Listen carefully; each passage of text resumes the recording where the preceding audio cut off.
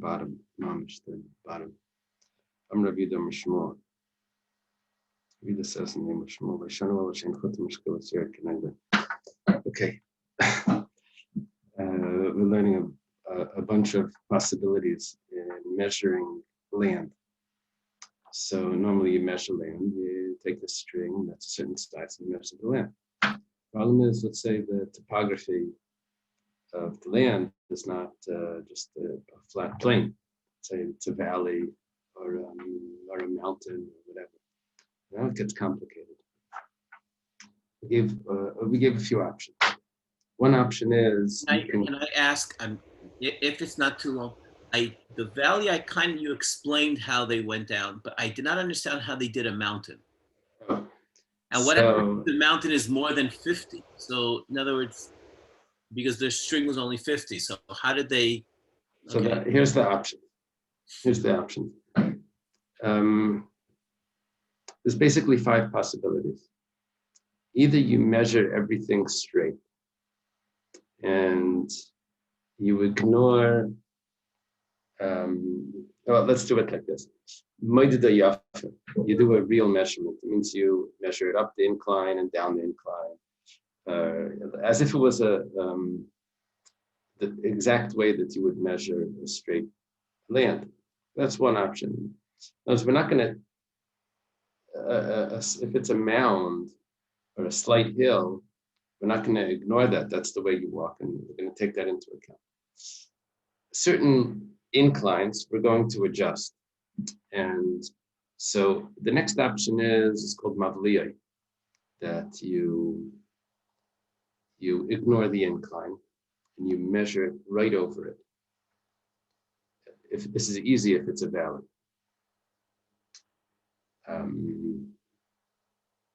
If it's a valley, you can measure right over it, like a gorge, a canyon. How are you going to do that to a mountain? Moshe is asking. I'm not sure how you're going to go over it. What you can do is maybe you can go to the side of it if it's still within the tchum, as we learned, and you can measure straight across, and then you just ignore that whole thing. That's a possibility. I think one way to do it, Rabbi, would be to treat it as a series of horizontal lines. So in other words... That's going to be the next option. Oh, That's the next option. And there's going to be a difference, we'll see. This is called mavliyai. Mavliyai is you don't have to do any walking on the incline. You measure it easy, just put a string straight across the gap. Okay. The next one is called makadre. And that's what Naftali is saying, is that you have 2 people holding a string of 4 amos. One holds it by his head. One holds it, let's say the lower one holds it by his head. The higher one holds it by his chest. And they work their way up the mountain or down the valley, makadre, measuring from head to 4 amos, and you just get to drop that head to chest area. So that's getting dropped, sort of like the rice paddies. They go down a little bit each way, but you have to go through that process. Do you lose space? I'm not sure if you lose space like that. I'm not sure, but it's a process that you have to go through. When do you have to do that? When can you jump over it? The simple is that if there's a gap that's 50 amos, less than 50 amos, a canyon that's less than 50 amos, then mavliya, you just go straight over it. It's more than 50 amos, then you have to go through that trouble of doing that, what Naftali was talking about, makadre, that you use a string of 4 amos and one person stands above and one below. Then there's another option we just learned yesterday. It's called oimed. You estimate. We said about a wall. You just imagine what it is. You don't even have to measure it. You estimate how much it would be, and that's what you measure from the other side, and you estimate. Now we're going to learn a new option. The new option is you skip the incline entirely. It means you actually gain space. It's even better than Mavliya. Mavliya was where I have a gorge, a canyon. I take a string from one edge on the top to the other edge on the top, and I can measure 50 amos across, and that's good. What we're going to learn now is that I have a canyon, comes down, and it goes, and then it goes back up. I can measure on the top. I measure on the top, not across. I measure till the edge. Then there's an incline, it's a small incline, but I could use a plumb line and it would go straight down and it will hit the floor without the incline bothering it. As I can stretch it, we're going to learn that you can stretch it out 4 amos and it will make it to the ground. The plumb line will make it to the ground. So then I can skip the incline and just measure the base, the floor, and then the same thing on the other side, I can skip the incline. So I'm gaining close to 8 amos over there. It's a new thing that we're learning. It's more than Mavliya. It's bigger, cooler than Mavliya. Okay, let's see. So Amar Abida, Amar Shmuel,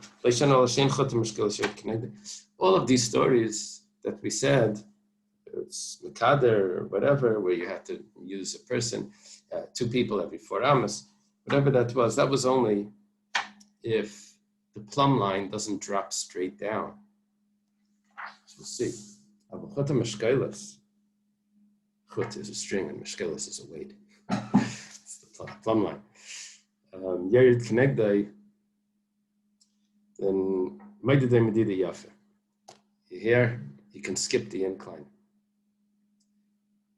My father had a case where a truck drove under a bridge, and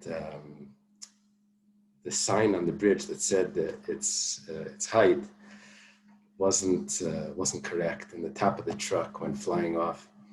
Anyway, it smashed the thing. Anyway, I think my father was representing the insurance company. I forget exactly, but they couldn't figure out how to measure it and stop the traffic and everything, and they needed my father. They're supposed to know this, to get a plumb line to drop it down to see. You didn't have to stop the traffic; you could do it. And it turned out that the sign was not correct. Okay, so you can use a plumb line you're not actually using a plumb line. The plumb line is just a gauge to tell you if I can ignore the incline. If a plumb line would make it down without being without interference from the incline, then you just skip the incline and you measure again from the bottom.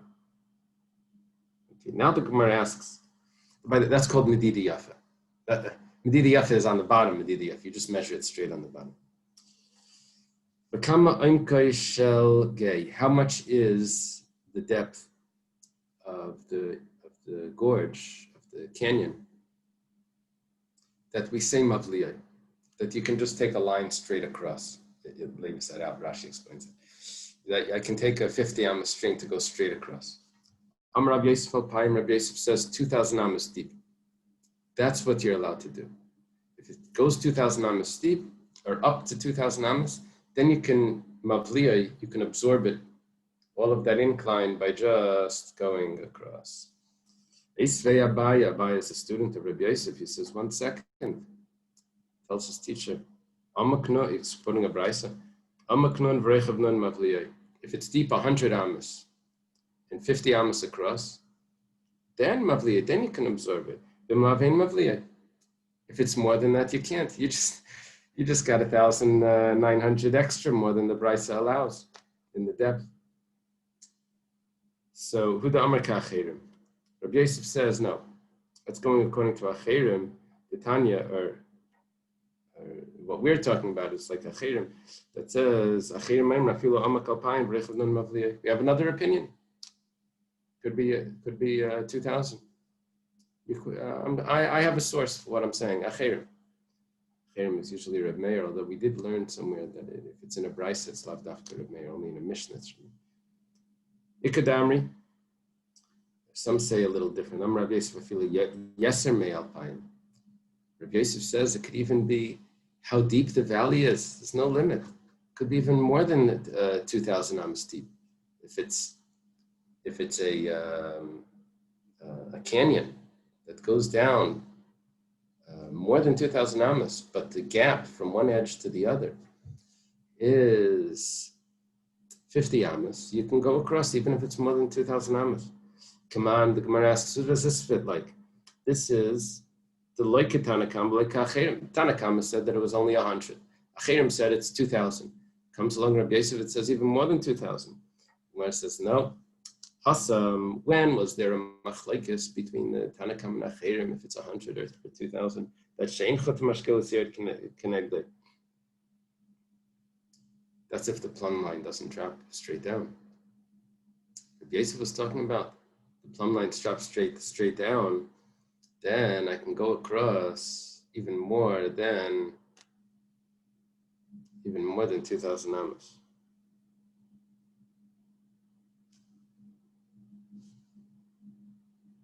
It's a bit of an issue. Because why do you have to use a plumb line now? Why do you have to do mavliya? According to what we just learned, Rabbi Damar Shmuel, I think Rashi was asking that before. I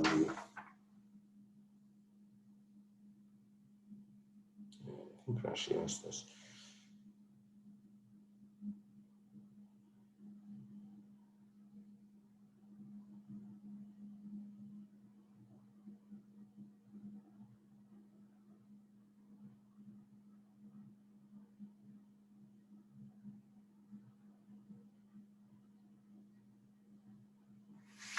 I'm not sure.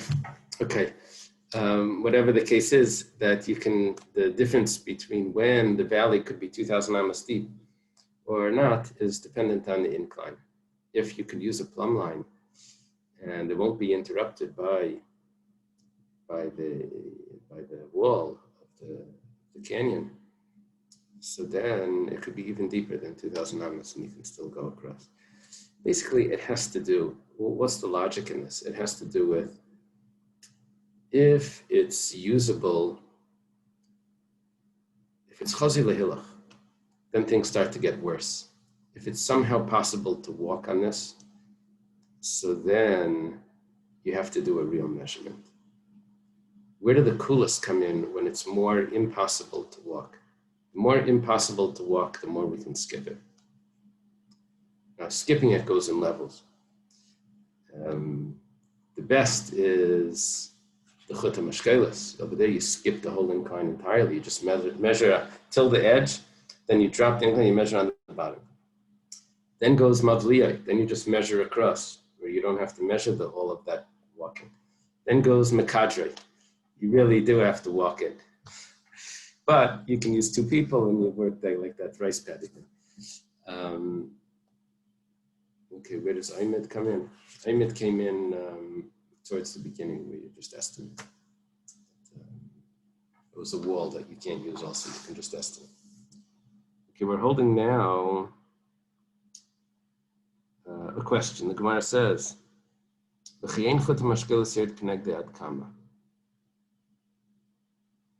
what does it mean that you can use a plumb line? And if you use a plumb line and it gets interrupted, then it's a problem. How far out can you stretch the plumb line? So it says, Amravim Dalit Amas, Dalit. I added Amas. You have 4 amas. So with this, when using this plumb line, you get this extra 4 amas. As if the incline is very steep, you can ignore that incline and you just measure till the edge, then you measure again from the bottom. How far out can you stick the plumb line? You get up to 4 amas. If you can hit the bottom, but sticking it out up to 4 amas, so then you skip the whole incline. That's what we're learning. Gil lahar mavliya v'chezul midasi. Okay, come to the mountain, you absorb it, and then you go back to your measuring. Amar Rava leishanu al bahar maslaket yud mitech dalet. See 2 versions of Rava now. You'll see how this is going to work. First version goes like this. If the angle, the incline, the slope, is 10 tefachim tall and 4 amos long, 4 amos wide. So then you can do this. Then you can mavliyah. Then you don't have to take into account the distance that you have to that it takes to get up and then back down. You can ignore that. You just absorb it. Okay, by going straight, as if you're going through it. You'd probably do this by measuring on the side. Hey, but if to get to 10 tefachim, it takes 4 amos, it takes 5 amos. It means the slope is less. So then you have to actually walk up and walk down. You have to do it, and you measure the incline as part of the distance of the 2,000 amos. Rav Huna Breder Rav Nassan Masling Lakul. Rav Huna Breder Rav Nassan taught us a little different. It makes a big difference. He says, Amarava, before it was Amarava as well, but he learned that Amarava is saying something more lenient. When did we learn that you have to absorb it? That's only if it's the slope is 10 tefachim tall and 4 amos and 5 amos wide. Then you can absorb it. This is already the halacha of a wall. The way it works by a wall is that you can just estimate and you don't have to do any of the measuring.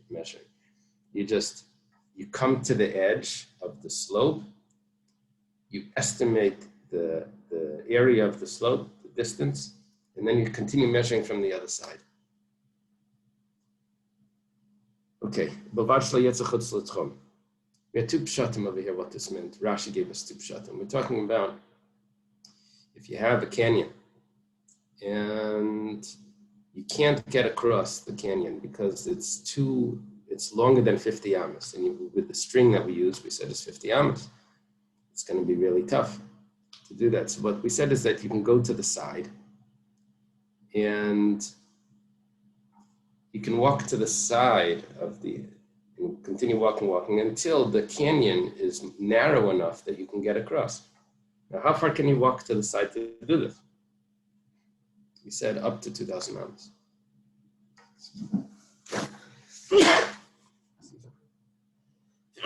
Bless you. Thank you. Up to 2,000 amos, you can walk to the side. More than that, there's a problem. We'll see in a moment. This is one pshat in Rashi.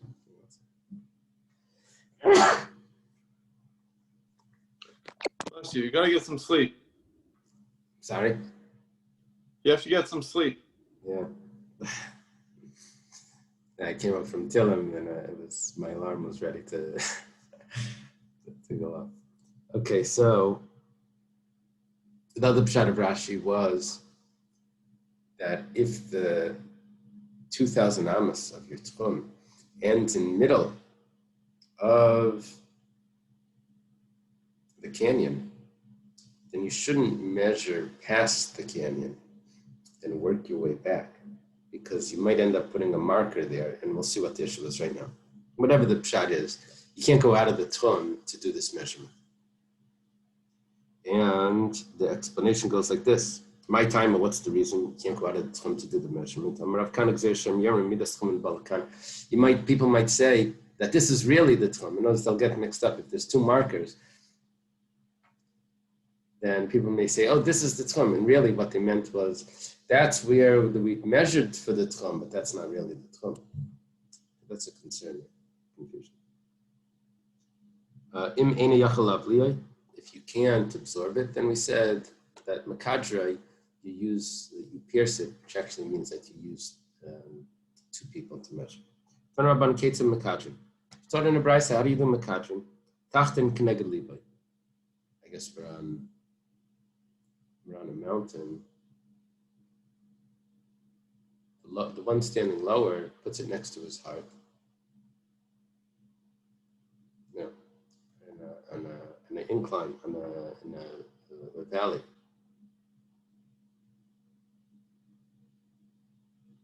Elyon Keneged Margalesa. Yeah, this is what we're going to do. From the heart to the other person's feet. So we're going up a mountain. It doesn't matter what you do. It's the one lower puts it by his chest, and the one higher puts it by his feet. Amar Abaya, I said the head before, puts it by his feet. Amar Abaya Naktinan, it was taught in we've accepted, when you do this, you only use a rope of 4 amas. Amar Rav Nachman, Amar Abba, Rav Nachman says in the name of his father, Rav Barabua, that we only do this for Eiruvin. We don't do this for Egla Rufa. We have to measure the distance of, if you find a corpse outside a city, you have to measure the distance from which city it's closest to. That city is responsible to bring this Egla Rufa. So you're not Mekadron. You have to actually measure the whole incline and all of that, how far it takes to walk. These are leniencies that we have, that you can skip space because it's a derabbanan. And the same is with the Ari Miklat. When you measure the distance,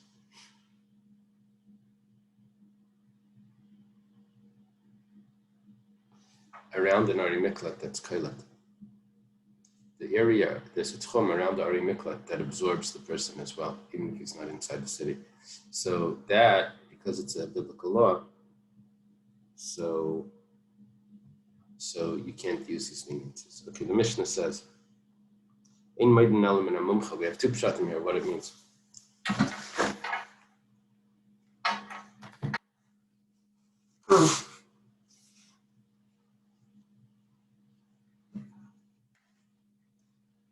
Rashi learns a mumcha means an expert.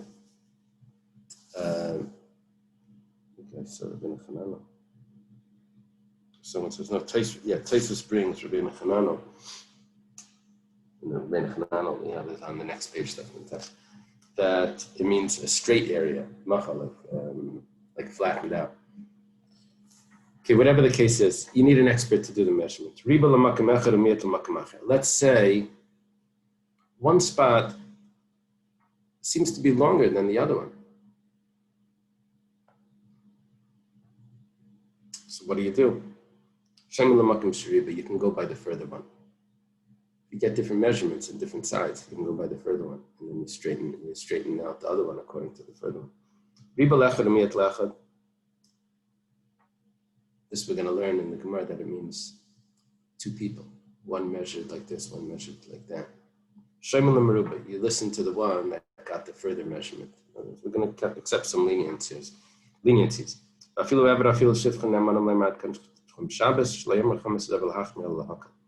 Even if a slave or a maidservant says that this is the edge of the tchum, you can follow them. And because the sages didn't say this to be strict, they said it to be lenient. As tchum Shabbos, you can accept leniencies. According to the Bavli, it's a derabbanan. The Gemara says we're on top of Nantes l'makim shri be'in l'makim shmi et loy.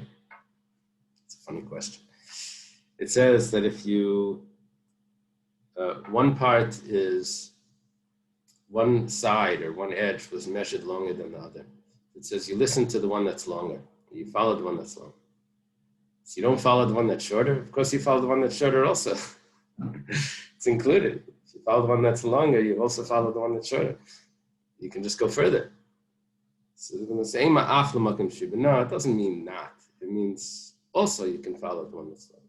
Okay. It's easy. If it's longer for one and shorter for one. The Gemara says, what do you mean shorter for one? I know, that's exactly what you just said. If one side is longer, we explain the answer. That's why the Gemara's question is difficult. What the Gemara is assuming here, that it means that he measured one measuring came out longer, one shorter. And then it says again, one measuring came out longer, one measuring came out shorter. So it says it's the same thing. It says, Riba echad umiyat echad. No, doesn't mean that in two measurings on the same side, one came out longer than the other. What it means is that two people did exactly the same measuring, and one was longer than the other one. So Shaiman Lizashriba. Amar Abai Bilbaj Yirba Yesir Mibidas Irba Lachsoina. Rashi says, Pshat over here means that how could there be a mistake and we're just going to follow? He says that the mistake could be that he didn't know how to measure the corner. And he measured the corner 2,000 amas out, and really he should have measured the leg of the angle 2,000 amas out, which the corner would make 2/5 more than that, an extra 800 amas. So he says if the mistake is in the 800 amas, then fine. If the mistake is more than that, then you can't follow that. Rashi says he has a little problem with this, but doesn't fit in perfectly, but he says that's some shot. So the sages only said this to be lenient. But we have a brayse that says the opposite. They didn't say it to be lenient, they said it to be strict.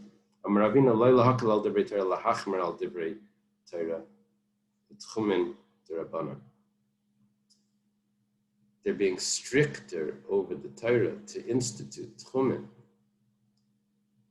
but they're lenient in the tchumen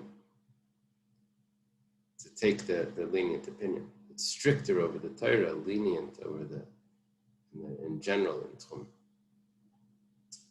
Talking about if we're believing a servant or a shifcha. Why? Because tchumen is derabanan. That's the sugya. It contradicts other sugyas, of course, and that's why it's machlokes. Tchumen is derabanan. Here we're saying it's derabanan. Quick question. All these various methods of measurement, a number of them will a number of them produce different results? Yeah. Okay, so that's the leniency. That you, right? Right. That's one leniency.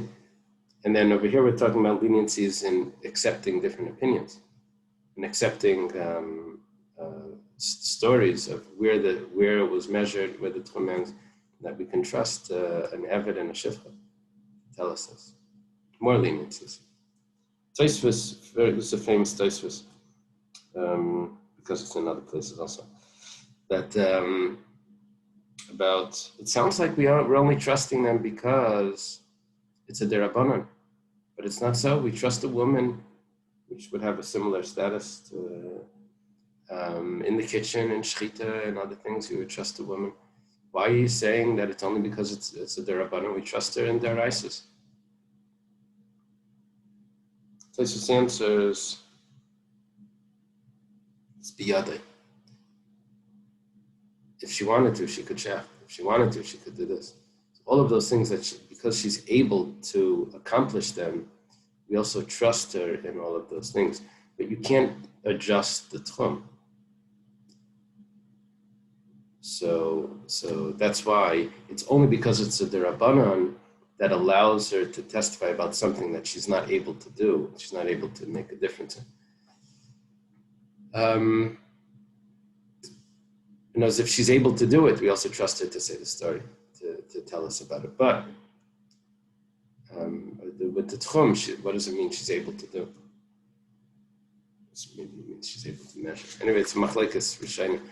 What's the nemanos over here? And it's also based on a little bit of a problem. B'dikas chametz,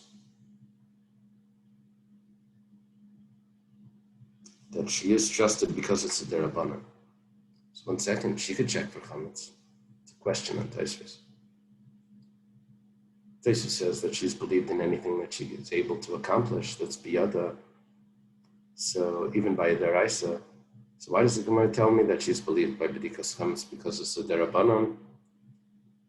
She could. It's according to Tosfos, even a deraisa, she should be believed if it's biyada. So Tosfos says that b'dikas chametz is very difficult, and because of that, it's only because it's a derabanan. Maybe Rishonim play with this different ways. Okay, we have a new Mishnah. Also, a bunch of ways of learning this Mishnah. We'll stick to Rashi. It's Ir Shel Yachid. We're talking about in this Mishnah about a city that does not have a street that's 16 amas wide, which means that it's really not a Rosh Hashanah. However, it's more than that. It's an Ir Shel Yachid. It's owned by one person, probably. Or it's, you don't have 600,000 people going in the city. That's what Rashi translates it. Benasa Shel Rabbim. However, something happens, and they have the World Fair or something in this little city without even a big street. And the 600,000 people that are now going through the city. So Ma'arvin Eskula, you can still make an Eruv in the city. It doesn't have a Rosh Hashanah Mamish. It has a lot of people, but you can still make an Eruv in the entire city, and you don't need to leave an area out of the city that's not included. You don't need to leave an area in the city that's not part of the Eruv. That's the halacha that we're going to learn in this Mishnah, that if you're trying to get an Eruv in a city that has a rabbin, that has a, that's considered a Rosh Hashanah, so then you have to leave one section out of the city so that people should recognize what a Rosh Hashanah is. And that city is not part of the Eruv. So here in Ir Shel Yachid, even though it's now changed, but you don't have to leave any part of the city out. B'shel Rabba V'nas Shel Yachid, however, the opposite. Let's say the city also never had a Rosh Hashanah in it, but it had 600,000 people in it. And something happened. Had a bad governor. Everyone moved out, or whatever. The market, the flea market closed. So, and it's you don't have 600,000 people there. In Ma'arvin Eskula, you still can't do the whole thing. You have to leave out of the Eruv a small city, like the city of Chadasha in Yehuda, which had 50 people. Okay, that's Rabbi Yehuda's opinion. Shimon says no, you can leave out much less than that. 3 courtyards, each one has 2 houses in it, and that's what you can leave out. And that's just a remembrance of that really you can't make an Eruv in Rosh Hashanah. What's the case of a city that belongs to a private person and it becomes public? Amar Rav Yehuda Kegoyim de Iskarta de Reish Galusa. The city of Iskarta that belonged to the Reish Galusa. Apparently, this was a city that he owned, and he would charge taxes of the people that lived there. It was considered like his city. And Amalei Rav Nachman, my time. Rav Nachman says to Rav Yehuda, what's the reason why you're saying that this is the city?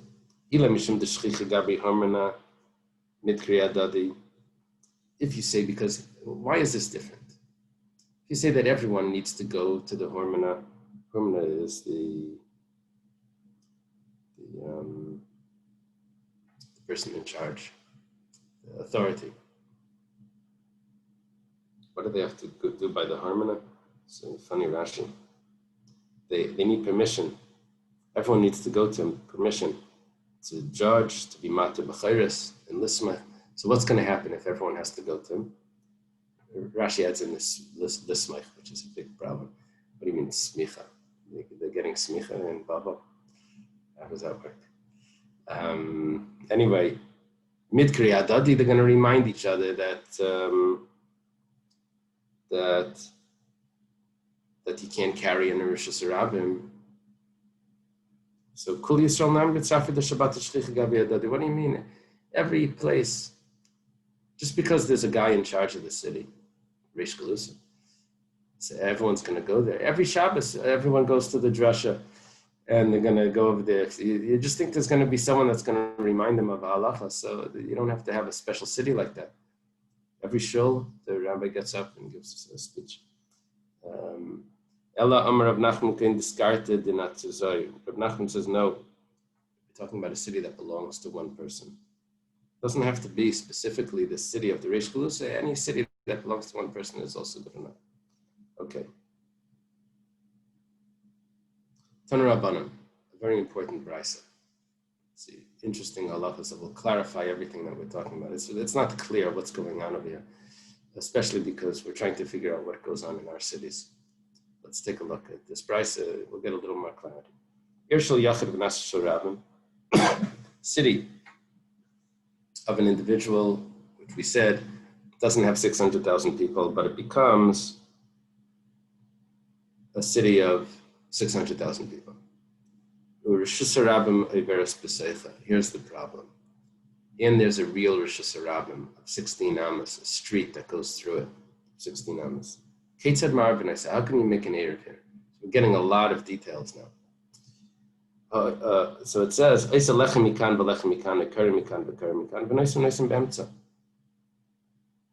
amazing. You put a lechi on one side, put a lechi on the other side, or you put a kaira, lechi was the post, or a kaira is a crossbeam, and then that's good and you can carry.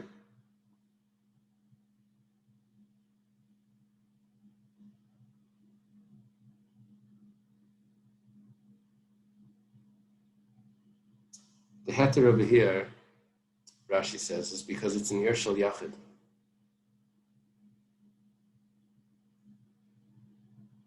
Because it started off being a private city, doesn't have the right amount of people, so you're allowed to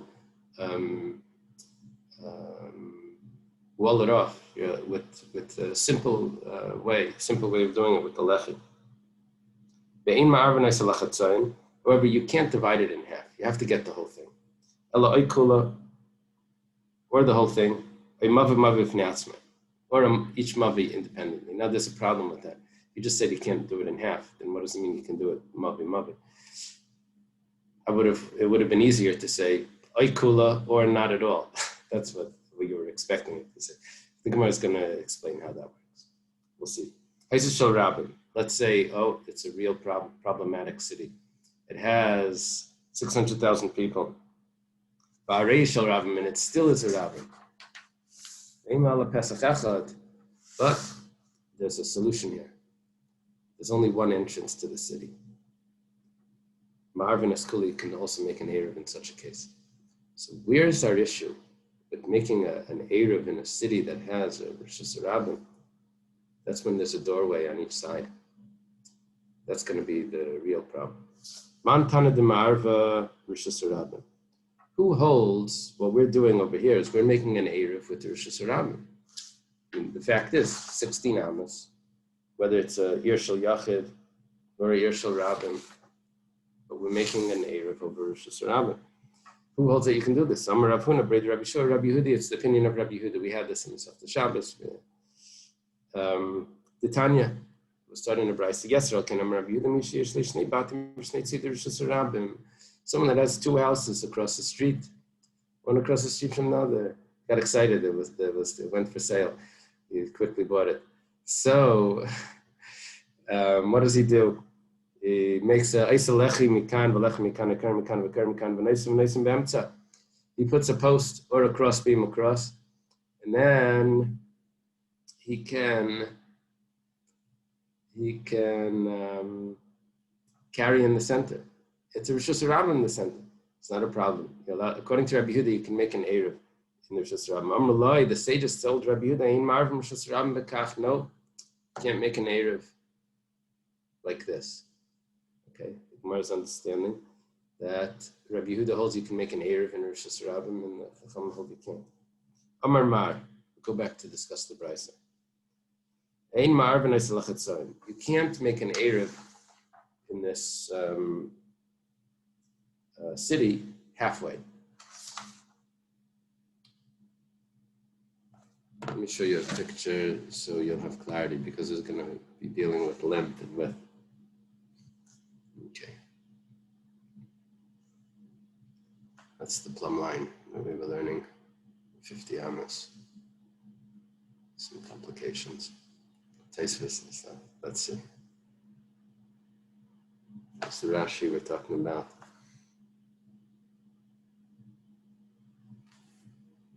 It's a Rosh Hashanah that's going through the city. It says you put a lechi on each edge, on each side. This was a Irshal Yachid that you're allowed to do that to. Okay, this is the picture that we're looking at. We're going to have two ways of dividing a city that you can possibly make an Eruv. So in other words, we wanted to say that we're going to join half the city, which you're not allowed to do. That's what we're saying. So which half would you not be allowed to do? So you can split it like this, straight down the center of the Rosh Hashanah, and this side would make the Eruv, and that side would make the Eruv. Or you can split it like that. You see that line? You can split it like that. So let's take a look what the Gemara says. It's Rav Papa. Amar Rav Papa la yamru el la'arka. Abel l'rachba ma'arvin. You can't split it down the Eirech, down the length. Because if they're going to be, the problem is that everyone has the rights to walk here in the Rosh Hashanah. And if you're going to have two separate Eiruvim, you have a rule that if people live in the same courtyard, then in order for them to carry in that courtyard, they have houses there, they need to make an Eruv. Now, let's say even if they don't live in that courtyard, but they have walking rights to get through to their house, is through that courtyard, then they also need to join in, or else they'll mess it up. Those walking rights are as if they have living rights. And they'll also mess up the Eruv. So you need everyone that has access, that has the ability, the ownership, sort of, the rights to walk through, needs to be joined into the Eruv, or else the Eruv doesn't work. So when I have an Eruv like this, and that I'm doing two sides, then each side is going to mess up the other side. They can't walk. The fact that everyone is allowed to walk through messes it up. But if you want to do it like this, then what I can say is that this side of the city is going to use that exit, and this side of the city will use that exit. Then it's possible to divide it up. That's what we're learning. We'll see.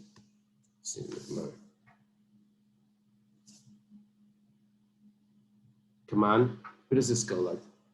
Where it says like Rabbi Akiva. It's not going to fit with Rabbi Akiva. We'll see in a moment what's going on with Rabbi Akiva. It's machlekes Rabbi Akiva and Rabbanan. The Rabbi Akiva holds like this. I'm a regular muteris b'mkayim ma'aseres afir shleim b'mkayim. Talking about two courtyards. One is behind the other one. Now, the outer one makes an Eruv that everyone in that courtyard is able to carry. Now, the inner one actually exits through the outer one. The Rabbanan say if they didn't make an Eruv, the inner one didn't make their own Eruv, then they'll make a problem for the outer one. But if the inner one made their own Eruv, then it's going to be fine.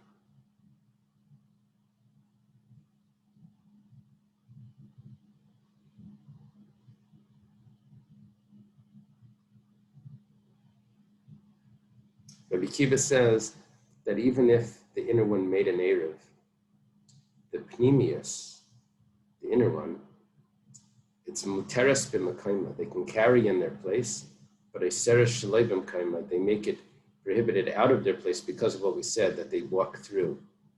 The fact that they can walk through, that's what's Rabbi Akiva's opinion. The fact that they can walk through, even though in their own area they can carry, the fact that they can walk through the other area, which they didn't make an Eruv with, that asks it. So the Gemara is saying like this doesn't fit with Rabbi Akiva, because according to Rabbi Akiva, I'm a regular muteres b'mekayma aiseres afilu shleim b'mekayma. So it should aser you can't make any Eruv in this city because they can walk through the other side. The Gemara answers afilu tim Rabbi Akiva, no. This could fit with Rabbi Akiva as well. Why? Because I'd kind of like Rabbi Akiva we sort of explained this when we were describing it. When you have two courtyards, there's only one exit. And that's the problem. However, here, but over here, you can decide. You go through that exit and you go through the other exit to half of the city. So they can make two separate Eiruvin, and even Rabbi Akiva will agree that it will work. Ikadamri. Some say this is a little different. Don't say that it's only la'arka the way we said it, that's not a good Eruv along the land. You can't make any Eruv in the city, any two Eruvin. You can't divide the city in half in any way that you want to divide it.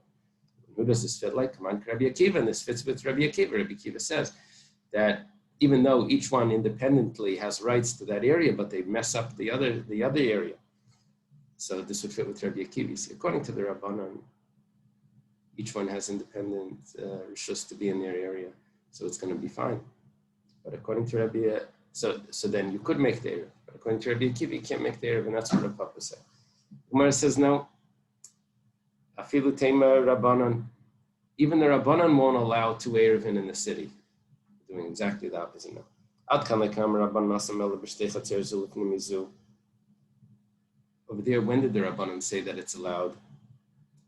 The inner one has their area that they can carry.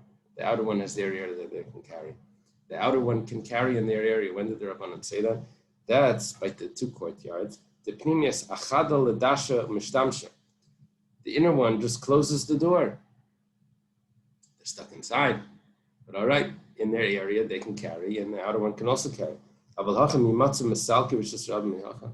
over here, there's no door. There's no door across the Rosh Hashanah. So even the Rabbanan would say that it's a problem. Because what we're now determining is that the reason why the Rabbanan allowed the two courtyards to carry is because you can close the door. That was the heter. Okay.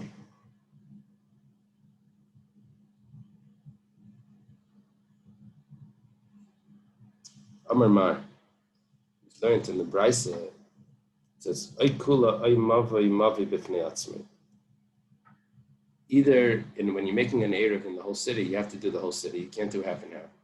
Or you can do each mavi independently. The Gemara asks, what we mentioned, why can't you do half the city and half the city? The Asri Adadi, because they'll make it asr on each other because of that walking. Mavi nami Asri Adadi. By each mavi, they'll also do it. Talking about that, we're going to close off each mavi. We're going to put a small wall. That's allowed. I'm going to put a small wall. We have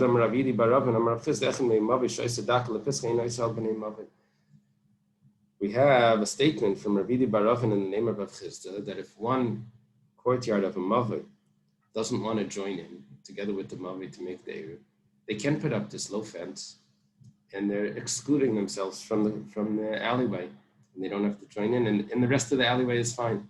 They've removed themselves. So here too, each mavi can put up that small fence. We're continuing explaining the Brisa. If it was a public city, 600,000 people, and it still is a public city, it's not a problem because there's only one doorway. Reb Zera made an Eruv for the city of Reb Chia. I don't know what's going on with the city of Reb Chia.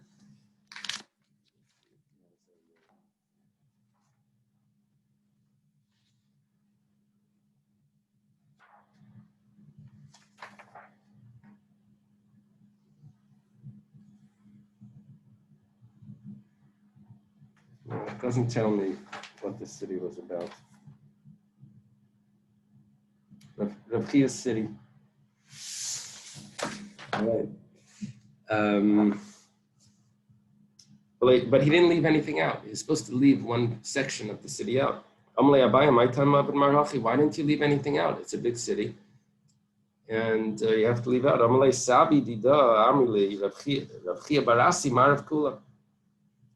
The elders of the city told me that there was an Eruv there before. So I understood. I understood that it was a private city that became a public city, and you're allowed to make an Eruv without leaving anything out. It's Yershal Reb Chia. Masa Debei Reb Chia. Amalei L'Didiyam Lani Sabi, Abaya tells him, no, I heard from those elders also, those exact elders. Not because it was one city, not because it was a Yershal Yachid. It has a doorway on each end. It used to be that there was a garbage heap at the entrance, at one of the doorways, Shara Ashba. And you couldn't get through. So it's a city that only has one door, you can make an Eruv. But now that they've removed that heap, now it's open on both ends. In the street, it's goes straight through. So you can't make an Eruv there. Amalei Labadai Tai. Reb Zera, yes, it wasn't Reb Zera, it's Reb Zera. Reb Zera made the Eruv. He says, I didn't know that. I guess he retracts. Lavadatai doesn't always mean that. Lavadatai means I don't hold of that sometimes. We've had it like that. Here it means I didn't know that. Boimine Ravami bar Ada Harpana Miraba. Ravami bar Ada from Harpana asked Rabba, Sula Mikana Pesach Mikan Mahu. We're talking about gates at both ends of the city. Makes it a problem to make an Eruv. Let's say one entranceways at both ends. Let's say one side has an entranceway and the other side has a ladder. For some, that's an entranceway. So it means you can climb up and climb down. So Amalei Hachem Rav Sulam Taris Pesach Halav. Rav says that if there's a ladder there to get over the wall, it's considered like an entranceway. Amlu Rav Nachman Leita Tzisale. Rav Nachman says, I guess to Rav Ami bar Adam Yarpana, don't listen to him. Hachi Amar Rav Adam Rav, or Rav Adam Rav Amar Rav. This is what I know in the name of Rav. Sulam Taris Pesach Halav Taris Mechitz Halav. It has both. If there's a ladder there, it can be used each way. Taris Mechitz Halav Keda Amra. In our case, it's considered like it's closed. It's like a partition. However, Taris Pesach Halav Besulam Shbein Shtei Chatzir Ratzer Echad Ma'ariv Ratzer Shnei Ma'ariv. Let's say you have two courtyards. They want to make an Eruv together, but there's no doorway.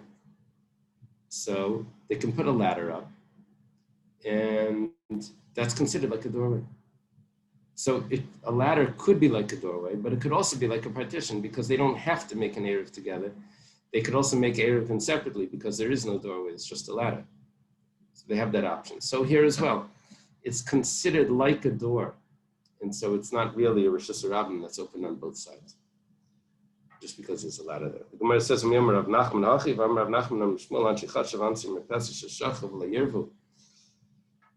have a lower area and a higher area. Like a porch in a courtyard. They didn't make an Eruv together. So there's a problem. Because the people from the porch are going to be using the courtyard and they didn't make an Eruv. So im yesh lifneim daka, if there is that low wall that we mentioned before, arba,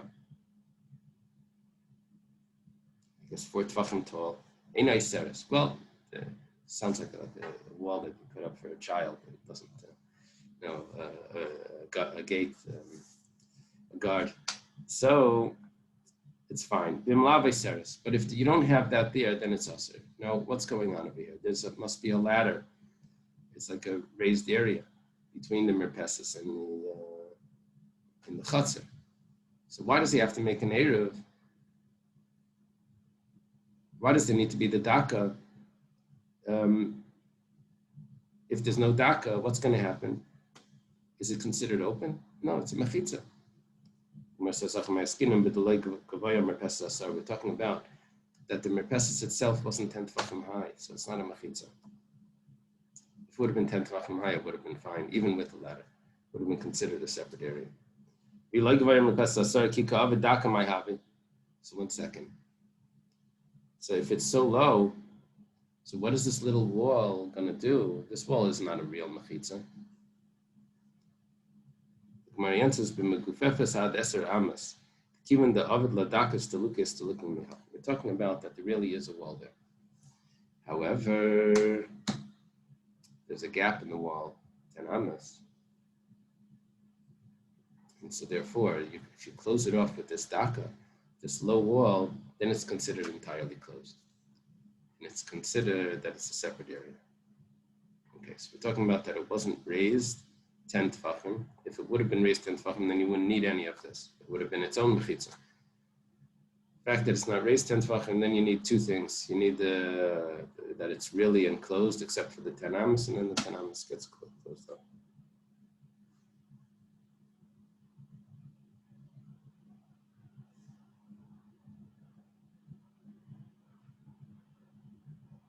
So we have to stop. Okay, we'll leave it over here.